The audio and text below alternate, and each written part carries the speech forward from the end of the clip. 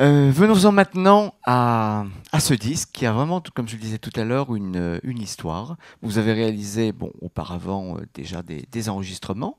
Et puis pour ce disque, vous avez vraiment fait le choix de l'indépendance totale. Alors racontez-moi comment ça s'est passé. Oui, c'est-à-dire que avant, j'avais fait donc 3 disques dans 2 labels différents et puis j'avais envie de pouvoir faire un disque librement, c'est-à-dire avec le choix de tout, et de l'ingénieur du son, et du lieu, et du piano. Et puis aussi de la direction artistique dans tous les sens du terme, c'est-à-dire aussi pour la pochette, pour qu'on m'impose rien. Et donc j'ai créé un label et en fait grâce à une souscription que j'ai ouverte sur Facebook.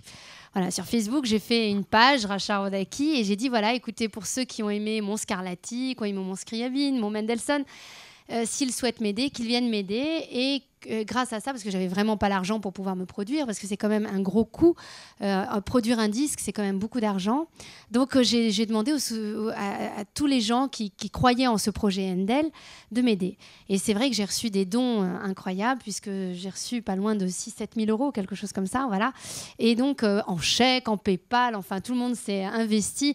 D'autres qui ont proposé leurs services en tant qu'ingénieur du son, d'autres pour la pochette, pour les photos, enfin vraiment les gens étaient d'une telle gentillesse, ça réconcilie avec l'humanité, avec les gens et avec la générosité des gens.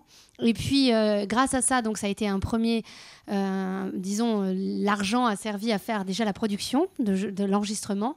Et puis, c'est greffé sur ça un producteur qui est Jérôme Albou, qui a été mon coproducteur, qui avait déjà un label qui s'appelle Musique Ovation et qui a fait une coproduction avec moi sur ce label Handel. Voilà, et qui a permis de développer, parce que pour tout vous dire, un disque, rien que le pressage de disques comme ça, on n'est pas loin de l'argent que j'ai eu de Facebook. Donc, vous voyez à peu près au niveau de la balance financière, on était loin enfin moi j'étais loin en tout cas d'avoir assez de sous pour pouvoir faire le disque jusqu'au bout.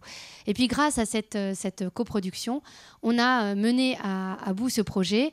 La pochette et la couverture a été faite par une société par une boîte qui s'appelle... On peut quand même leur décerner une mention spéciale à eux parce que c'est quand même un disque qui se oui. distingue dans le lot des disques classiques qui sont parfois d'une tristesse et d'une banalité absolument déplorable. C'est vraiment un bel objet et un travail graphique très réussi. Ils ont fait un travail merveilleux, c'est Paul Boussary et Scott Penhorst, et je souhaite les citer parce que c'est vrai que c'est des gens d'abord qui au départ l'ont fait gracieusement, gratuitement, l'ont fait pour la beauté de l'art.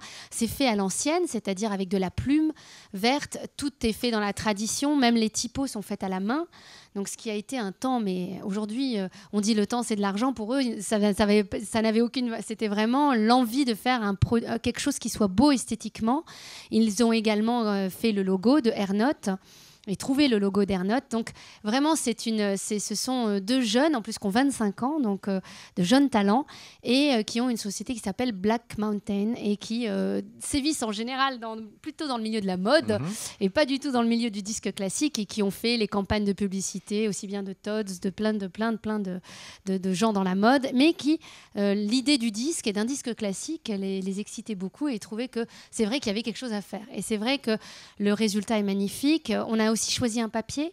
Le papier, la pochette est faite avec un carton tourné, avec une matière douce, comme un peu, on avait des vinyles avant, dans les années 70, c'était un peu, on avait envie de garder son petit disque, l'ouvrir, le toucher, le caresser, il y avait quelque chose de charnel, c'était important, quoi. Et moi, c'est ce que je voulais, c'était recréer cette envie de l'objet aussi.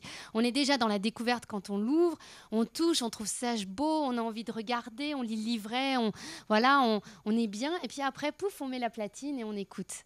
Et on est dans une sensation, tout est en douceur, quoi. Et je trouve que tout est important, il n'y a pas que l'aspect de l'écoute du disque, mais il y a tout le reste.